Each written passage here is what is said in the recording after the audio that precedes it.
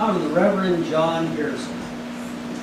It is written by many scholars that few love the town of Tawakana as much as myself. I, John Pearson. I was the oldest son of Zachariah and Elizabeth Martin Pearson. I was born in a log cabin, 1852 on Dews Hill in Couscous, Alabama. Sadness came to my life as my mother passed away when I was about 10 years old. Soon after that, my father joined the Confederate Army, and my siblings were placed out among family and friends and scattered out the country. I was placed under the care of one Dr. Jas A. Kelly, famous physician in our county. Here I remained under his tutelage, learning reading, attending school, and learning of medicine under Dr. Kelly. In 1869, I came to Texas, which is what all good folks do who come to Texas. Lived on a farm in Brazos County until 1871. Joined the Presbyterian Church, Cumberland Presbyterian, because I experienced an amazing touch with the hand of God. And was called to the wondrous call of the minister. When I was 19, I entered Trinity University to study for the ministry in 1875. I graduated with high honors in 1883 under the care of Dr. Pearson and Dr. S.T. Anderson. I became a minister and a revivalist, one of Trinity's traveling financial agents.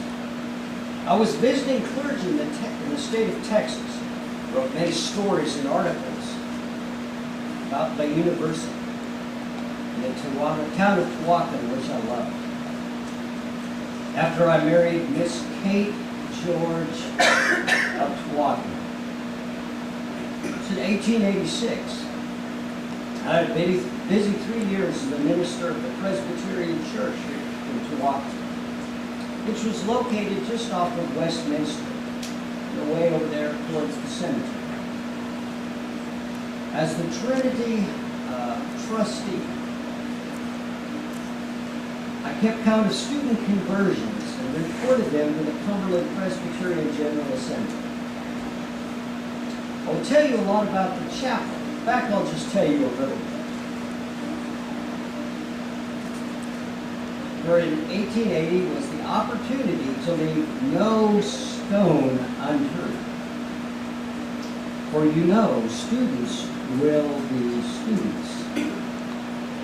As our Miss Sloan has mentioned in her memoirs.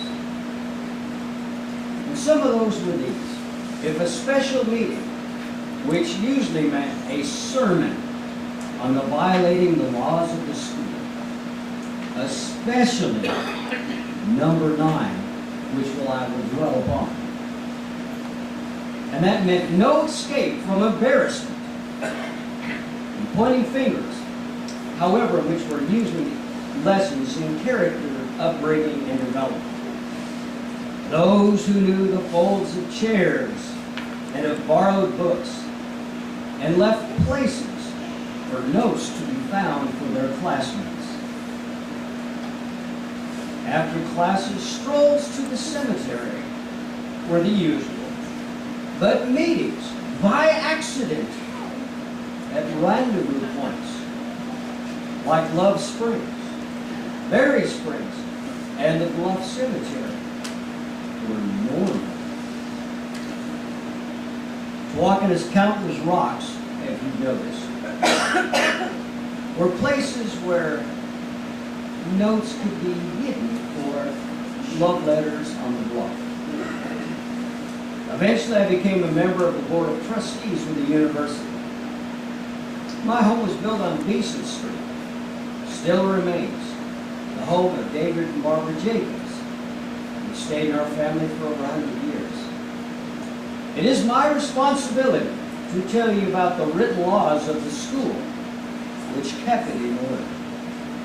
First of all, every day attend chapel every Sunday school, and at least one preaching service. Of course, no liquor, gambling, or possession of any weapon.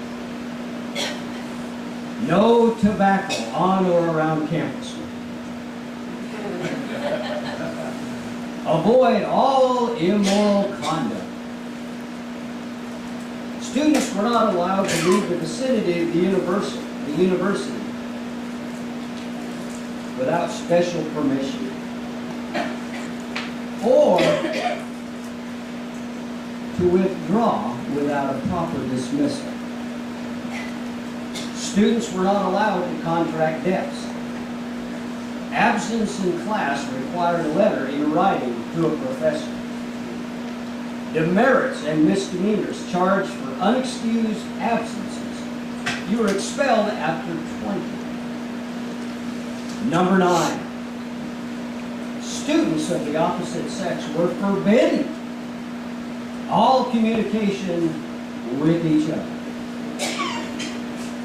If commuting from time to time to the arrival to campus or leaving. Chapel attendance on Sunday evening were opportunities to see boys and girls outside the classroom.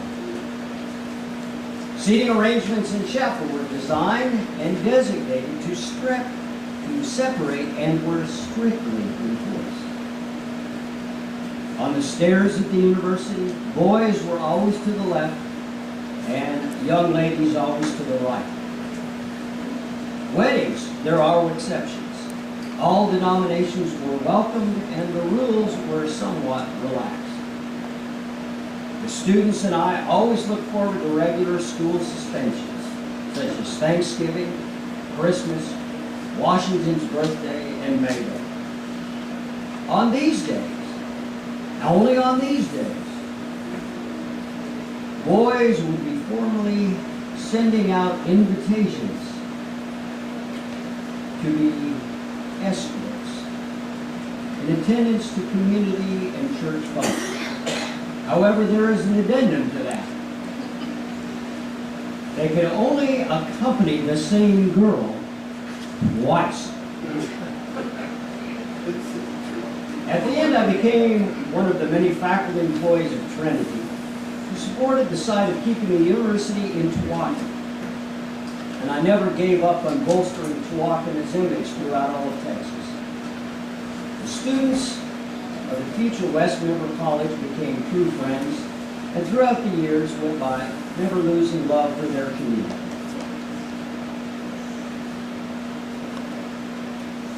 In 1884, I supported the cause of prohibition. From time to time, I never cast a vote that did not favor it.